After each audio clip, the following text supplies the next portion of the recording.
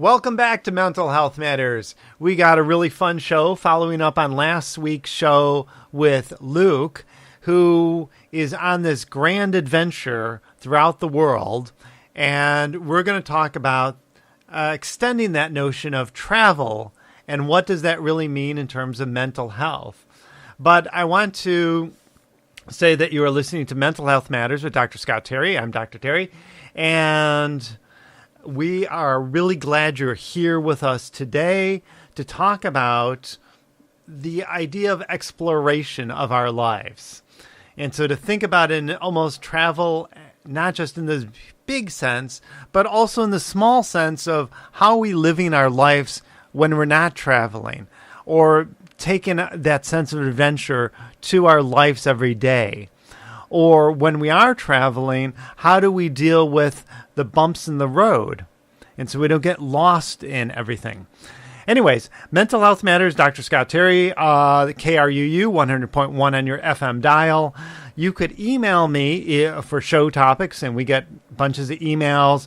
Some people loving some shows, some people finding some shows challenging, which is good as well. Scott at ardentcenter.com. So that's SCOTT at ARDENTCENTER.com. The shows are archived at KRUU, and they're also archived as videos on Ardent Counseling Center's YouTube channel. So just go to our YouTube and just look up Ardent Counseling Center. Ardent is, again, A is an apple, ARDENT. Sorry, I'm like spacing out here. Anyways, so let's get on to Luke. So, Luke, say something about yourself and what grand adventures you've been on. Hey, Scott, thanks so much. Well, I'm calling in from Norway right now. It's 7 hours ahead for me, and I've been traveling for about 3.5 months. Have been in 5 or 6 different countries, had a whole range of experiences, everything from meeting a friend and going on a 12-day camper van trip through the heart of Australia to having my car in Italy get broken into and all my friends' stuff get stolen and what to do about that. So and I've been welcomed into the homes of families and then with the children, and it's been a really full and full-hearted experience, and I got some lessons I want to share. Well, we really want to hear them, and you did some blogging, which was just fantastic, talking about the impact of mental health is recognizing and fulfilling major desires and how true that is for you and you think it is for others. So where do you want to start today, Luke? Yeah, I'll just launch right into it. One of my biggest messages that I want to share with everyone that's been highly impactful to me has been this notion of kind of freeing the spirit through fulfilling really deep desires. And so here's my story on that. For 7 or 8 years now, it's been one of my top desires to go travel in Australia. Just whenever I would think about it, I get excited, and Australia just stood out as a place to go to above and beyond almost anything else that I wanted to do. But the challenge was that I was just beginning a bachelor's degree. I didn't have money. I was young, whatever. I got a bachelor's degree, and then I got a master's degree, and I started working, and it just always seemed so impossible to actually go to Australia and fulfill this. And the further I went in my life, it just seemed like the more responsibilities I had, and the more impossible it would be to fulfill this. I got to the point. Well, let me interrupt you. What made it impossible in your head? Was it the money? Was it the time? Was it, no, I'm not that person anymore, because you think, oh, I can take a month off or 2 months, or you've taken off quite a bit of time. What did you find was the obstacle in your mind? Because everybody gets that of like, at certain points in their life, oh, I'm really free now. And then it's like, oh, no, I've got obligations and I've got money and time and, people, and I can't do that freedom. That is such a good question. I'm really glad you jumped in there because it's such an important point. What is it that made it feel impossible to me? Yeah, I was definitely telling myself, I don't have the money for this. I don't have the time for this. And the third component, which is interesting, is this is not productive. I can only do things that are productive. And that's an interesting question, what we define as we just focus on the first one, the first two, the money and the time. Yeah, I was telling myself I didn't have the money and I didn't have the time. But what's interesting is that I didn't even actually know how much it would cost, and I didn't even know how much time I needed. I was just saying I don't have the money and I don't have the time. Yeah, well, and I hear that, but I also, to me, that third one really pops out because it's really about that mindset. I have to be productive. I've got to be a certain person.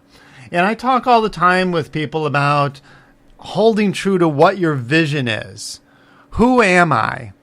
And if I'm a healthy guy, for example, then I do healthy things. That's my vision. But if my vision is I have to be productive because I'm not worth anything unless I'm not. And then you go, well, what is productivity? What am I trying to accomplish in being alive? Much bigger picture. What do I want to get by being here? Which comes back to that question of how do I take that adventure? So somebody might not legitimately have the time or the money to go now, but that doesn't mean that they have to have the mindset that they're not free now. Mm. Yeah, absolutely. So how do we get that? So how did you put together this package to do it, Luke? I would say the story began for me. I was facing those three obstacles, and the story began for me when I was actually at a Tony Robbins live event. Wow. Yeah. So I was at his event. It's a 4-day event. That's all. It's called Unleash the Power Within. Yeah. In Chicago last summer. It was my dream to go to that, and I made it happen. I got there, and there was a moment in that event when I just believed that anything was possible, that I could do anything. And I remembered how much I wanted to travel. And I'll tell you what became clear to me. One thing is I just somehow tapped into the mental, emotional knowingness that I could make it happen, whatever was going to be needed. But then the second part is I got in touch with how much I would regret living my life without having done it. And imagining that pain of just giving up on something so dear to me actually became almost a reason in itself to do it. It would be productive to go do this trip because I'm going to beat myself up for the rest of my life if I don't do it. Well, that's negative reinforcement, but okay. But it's also... Yeah. Okay, so that's negative reinforcement, but there's a positive side to it too, which is that, and when I think about it, I just love to go have a period of freedom for however long I can swing it. In this case, 3 or 4 months. And so you got both sides, the negative reinforcement and the positive reinforcement. Excellent. Okay, so by the way, tell us in a nutshell, what did you get out of Tony Robbins, and what if somebody's never heard of Tony Robbins or hasn't read his books or gone to his courses? What's something that somebody you could tell them that they could start doing based upon Tony Robbins' work? Yeah, first, he's got some free audio on the web right off the bat. You could hear a couple hours or an hour or a half hour and just see if it vibes with you. But basically, his intrinsic his message, as I've understood it, is that there's never a lack of resources, only a lack of resourcefulness. And when you tap into your own inner power and start to see the world through new eyes, you can find a way to create whatever you want, and really whatever you want. A real full heart of love, a real full bank account of money, a career that's truly in line with your mission of how you want to impact the world, the body that you dream to live in, and so forth. And so he's saying, tap that it's like something I tell people when I'm doing business consultations, where people always say the problem with my business is a lack of money, or my competition, or it's something external to themselves, just like in a relationship. It's always out there is the problem. And I go, no, the problem really has to deal with your creativity. Where are you getting a new perspective of how to deal with marketing or whatever it is you're dealing with? what's another way that you could look at creating a new sense of resourcefulness, of insight, of direction, of focus, and getting out of, let's say, a motivational bias that you might have? So we create these biases. So let me just take an aside and talk about bias for a second. So we get these biases in life where we start thinking, this is good or this is bad. And then we start living our lives with only seeing that focus. So I watched a great TED Talk this weekend, and she was talking about if I believe capital punishment is good or bad, then I'm going to look for bias to support what my thought. If I'm in that all or nothing kind of thinking, if that trap is in my mind, instead of being curious about, well, is it really good? Is it really bad? So many of us, like our politics, become extreme polarity. And so we start looking for that support for what we want to believe. So if I believe capital punishment is good, then I'm going to accept articles and research that says that, regardless of how dubious they might or might not be, or vice versa. And when we're looking, if we feel like we're trapped and we can't go on this grand adventure or create freedom where we are today at this very minute, wherever you are, that you can create that sense of freedom and exploration within yourself and thus with those around you, that you do have that. And then you start looking for that sense of freedom. Again, if you think your partner is not good, then you're going to find every reason to believe that you're going to find every way to support that, you know? And so it's getting back to that sense. If you think you're right, you are. And if you think you're wrong, you are, you know? And it's coming back to, how do we come back to that sense of control? So,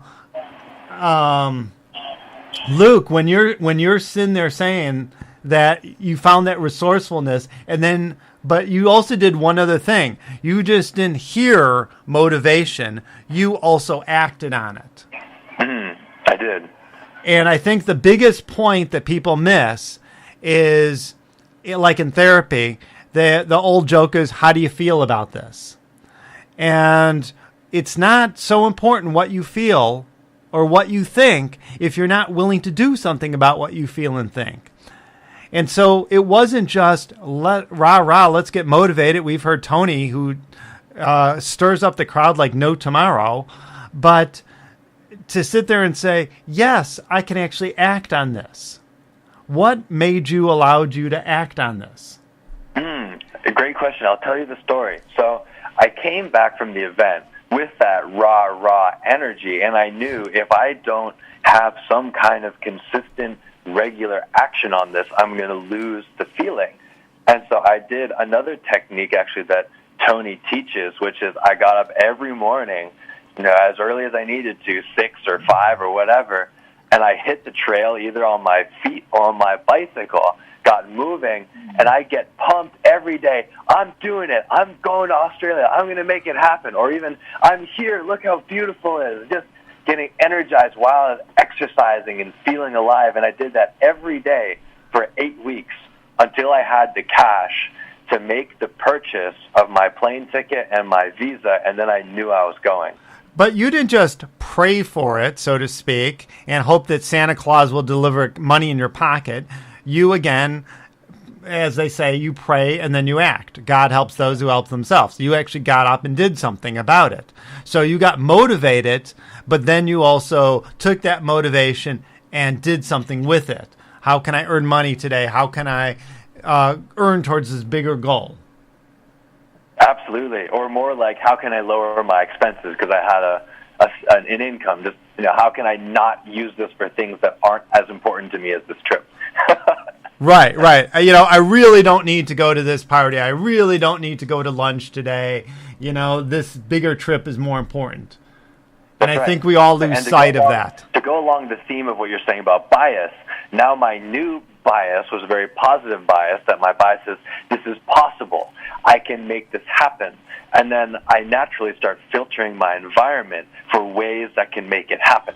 And so you looked for ways to make it happen. By the way, you're listening to KRUU 100.1 on your FM dial.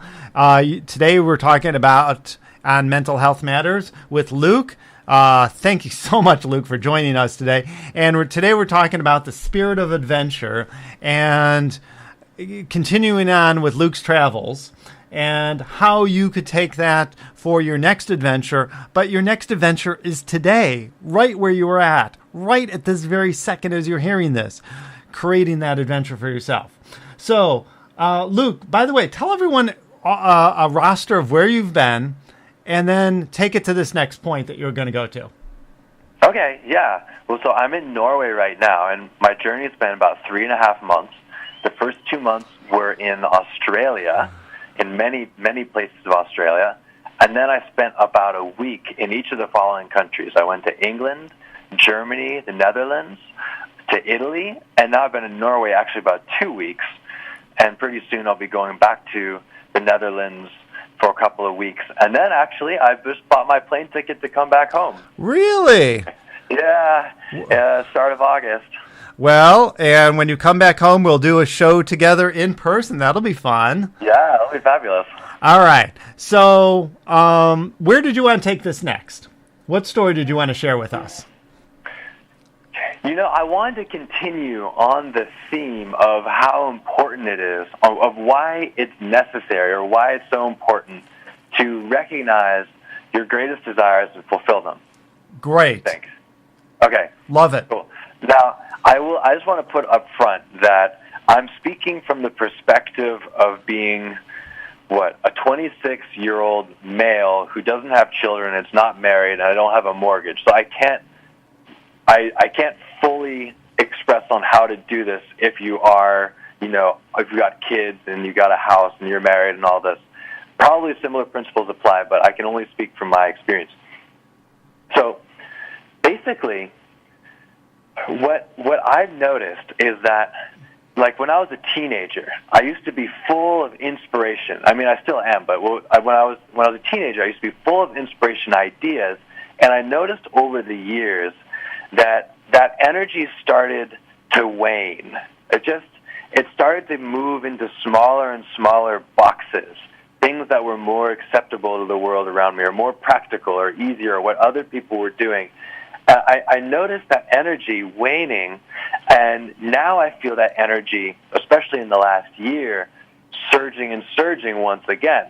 And what I'm attributing that to is coming back to the things that I really want to do, believing that they're possible, which changes my psychology completely, and then actually doing them. Well, what you wrote, I think, was also really profound. We start talking about what's true for me, and I think from others, I'm reading from your quote to me, is that unfulfilled desires leads to frustration, and a belief that major desires can't be fulfilled leads to anger. I wouldn't be surprised if lots of marital problems are caused in a fundamental way by frustration about unfulfilled desires and unfulfilled potential. When a person believes that they are incapable of doing what they really want to do, I would say of who they are, their self-esteem goes way down, their energy level goes down, and they begin a pattern of accepting life conditions that are disappointing to them. They accept that bias, as we were talking about. By choosing a major desire and fulfilling it, the heart relaxes and one gains more love for oneself. Fulfilling deep desires increases self-love. It's the best present someone can give themselves. We build love through others, through helping to fill their desire. We can do the same with ourselves. And then you finish here. My trip has been a fulfillment of one of my greatest desires. My confidence and happiness is greater than it has ever been. I feel vitalized and alive. I am grateful to myself for giving myself this gift. And I think it truly is a gift, by the way, because I fulfilled one of my highest desires. It gives my inspiration and energy to fulfill my next great desire. And I think that's the point of this, is that it's not just an adventure for the sake of adventure.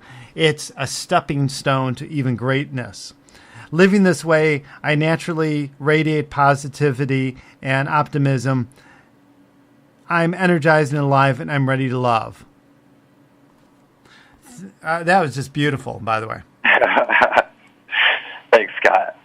So what do you want to say more about that, what you wrote? Yeah, so I haven't been married yet, but I can just see how if, I mentioned in there that major unfulfilled desires can lead to marital problems, and I'm trying to remember how I phrased it, like you just quoted me. But basically, I think that it's just so important to get really clear. Like if you think, what are those things that I dream to do year after year? They just never go away. Some of the other desires, they go away, but these ones stay. What are they? And then you just make a leap for it in a way that's appropriate to your life circumstances.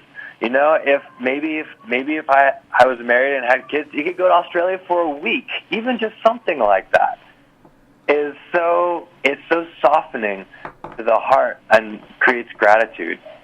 But I also, again, think it's the same thing. Maybe you'll never make it to Australia, but maybe what you'll do is you'll take that sense of adventure and say, I need to do something more with my life. Something that fulfillment isn't there. What we call dharma, or your right action, who you're supposed to be in this life, isn't quite adding up. It's not about your circumstances. It's not about your partner. It's not about your job. It's about you taking responsibility and control over your life and saying, how can I take that adventure back to me now? How can I create that fulfillment of that desire now?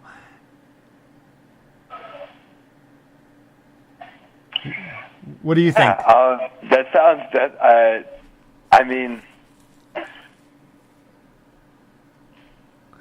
So, Luke, when you say you take that fulfillment and you're going to take it to the next level, how can you take this adventure home? Yeah, well, I think there will always, it is, at least a portion of this feeling is permanently infused in my heart. So, but then just when I go home, just the, being clear with myself in terms of what impact do I really want to have in this world? How do I want to feel? And how am I going to make that happen? And just, not settling for what is disappointing to me, but being clear about what I want and keeping that sense of empowerment inside and that bias towards it's possible, so that my mental framework naturally selects ways that'll make it happen. So I've been thinking about what am I going to do when I come back. And I'll share with you, I have my other really long-term dream that I will regret not giving a go and will always be so glad that I at least tried it and find out what's there.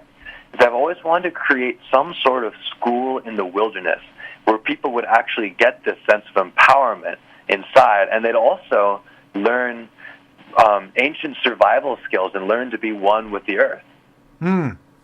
Well, there's certainly a lot of psychological programs that do that kind of work, outdoor programs and wilderness programs, and I could see something like that being really interesting. And when you come back, we'll also have a discussion about my environmental therapy, where you're really using the environment as a tool, because it's not enough to be motivated and then get bogged down by circumstances of the environment or the people and the things around you, but go, what can I create? And how can I utilize even the difficulties or the traumas in my life, let alone these great adventures in my life, and use them in a way to empower myself, but also to take the next stage and empower and help others? Absolutely. So I look forward to having that discussion when you come back. So, Luke, is there any stories that you'd like to share in our remaining 5 minutes here? Oh, okay. We got 5 minutes. Yeah, I'll share a couple stories, and one of them, this is a story that's we were talking before that in life and in travel, often a lot of the greatest moments aren't the picture moments of scuba diving or hang gliding or some other picture in front of with the Sistine Chapel or whatever.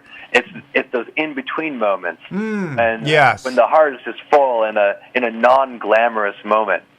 And one of those moments for me was a family that I actually met on a plane.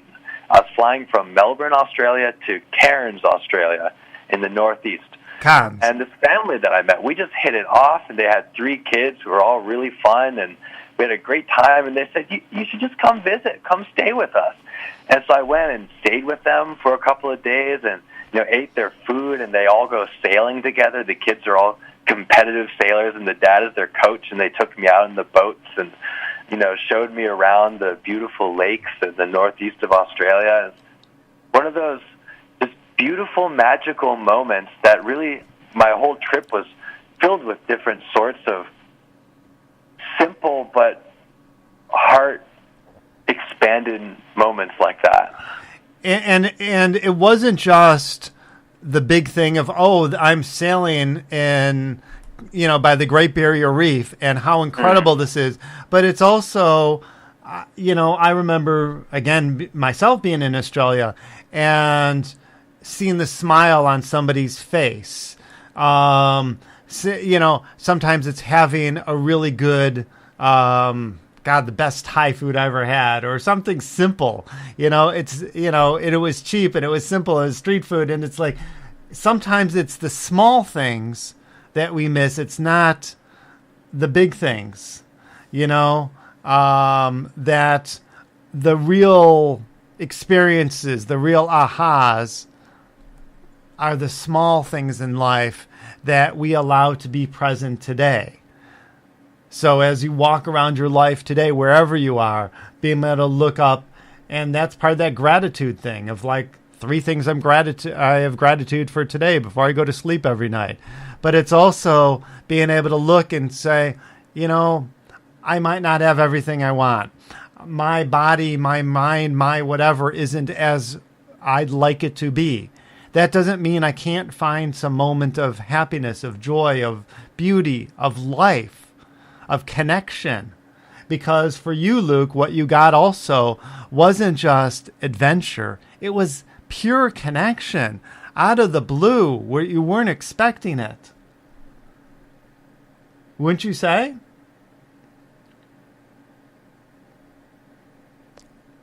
Luke, you there? Yeah. My connection cut out. Yeah. Okay. Yeah. You nailed it. The real fulfillment of the trip has been in the connection with others, and in a sense, with the connection with myself. Yes. But certainly, the flow of love between myself and others has been the real grounding happiness of the entire journey, and it's the foundation for me for enjoying the adventures. And that's what you take home with you, because that sense of bias, of seeing the world as a point of connection. When I saw some videos and some stuff from your trip, what I noticed wasn't, I'm seeing Uluru, which is this sacred rock in the middle of Australia where the Aboriginals come to. It was also, look at the people that I'm with and how connected to I am, and the joy of connecting to these other people. Yes, in this sacred, beautiful spot, but there's also this connection to others and connection to self. Absolutely. You nailed it completely. So thank you, Luke, and we look forward to talking to you when you get home. Bye, everyone. This is KRUU 100.1 on your FM dial. Mental Health Matters. Bye.